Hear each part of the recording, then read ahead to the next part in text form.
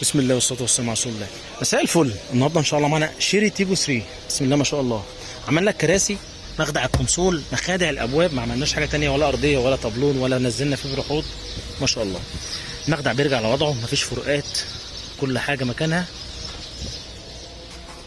شدة كرسي مظبوطه مع تجسيم من غير ما نقطع ولا نخرم في الاصلي، وبفضل الله عندنا استعداد نفك الفرش ده واوريك الاصل سليم ولا لا، لان هبيع لك شغل مش كلام. صاحب السياره اختار معانا فرش احمر واسود مع خيط احمر، كنا عملناه بالظبط بس كانت القطعه دي سودا. صاحب السياره طلبها مننا حمراء عشان يبقى منظر زي ما انت شايف كده.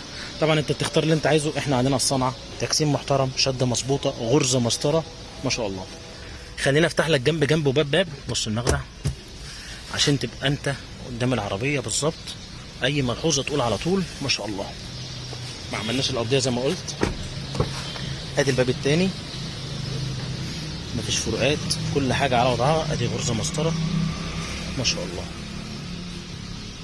مخدع مفيش كلكعه، بيفتح براحته ويقفل براحته. نفس الكلام هنا.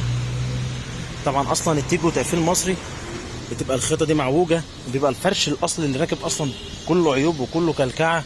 بفضل الله ما عندناش احنا الكلام ده في شغلنا.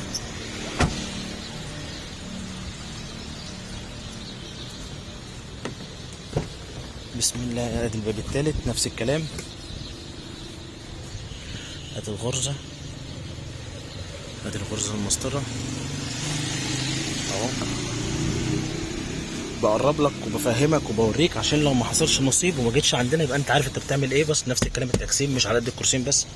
الفرش من الحاجات اللي ما بتتعملش كل يوم، ولا انت لاقي وقتك ولا لاقي فلوسك، فلازم تعملها صح، او على الاقل تبقى فاهم. انا ما بقولكش ان احنا احسن ناس، في ناس كتير احسن مننا، بس انا بفهمك. ما شاء الله.